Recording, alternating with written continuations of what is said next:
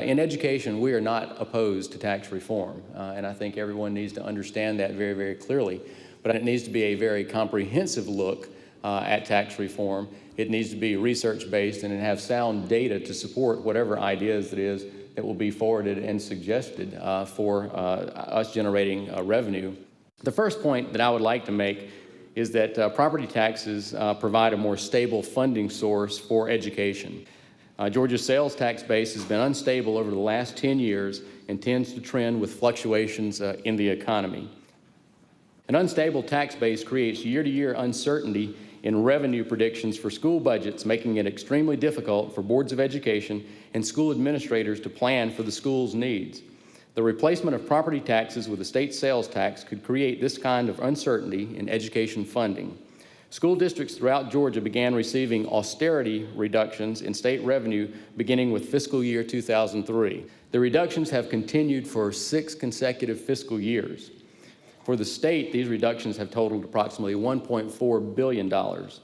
We have responded in our school district to these revenue reductions by tightening our belts and by increasing the local millage rate by a total of 2.35 mills over this 6-year period. The additional local revenue generated by this increase in the local millage rate has not kept pace or generated as much revenue as has been lost through state reductions. With total reliance on revenue from the state for providing educational services to the 1.6 million students in Georgia's public schools, what happens when the state determines that other austerity or QBE reductions are necessary?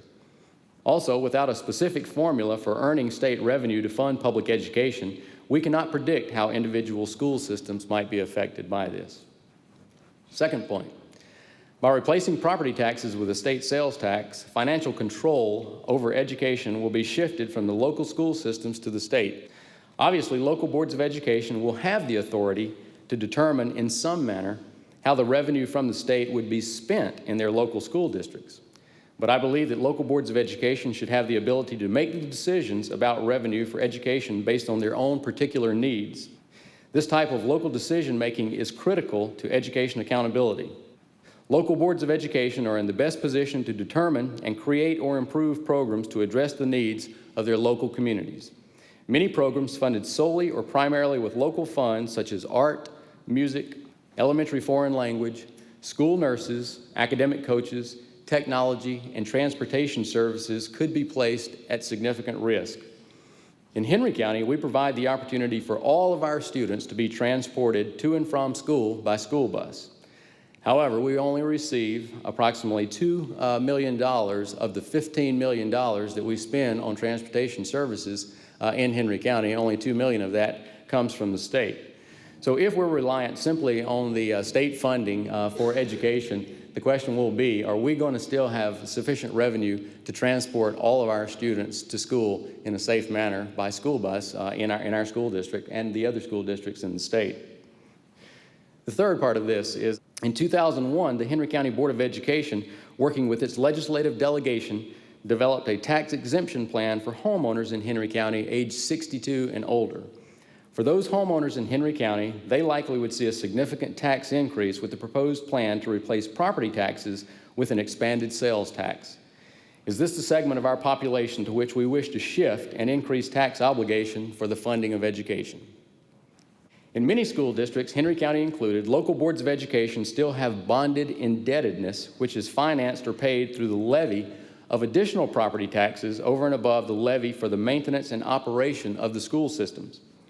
It is my understanding that with the proposed tax reform plan, that property taxes that are dedicated to paying off outstanding bonds will still be collected until the bonds are paid off.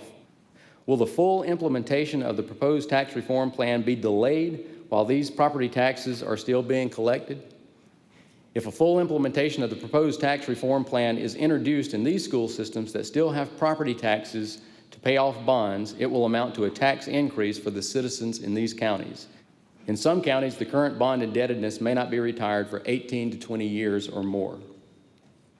The final point that I have is the aforementioned bond indebtedness is more likely to exist in large, fast-growth school districts where state funding for capital construction has not met the financial needs to match the growth in student population. In Henry County, approximately 80% of the revenue for new school construction is generated through local sources. Even though we have experienced a slowdown in our growth rate during the past 2 years, we know that it will return to being one of the highest in the state and the nation as the state and country emerge from the slowdown in the housing industry.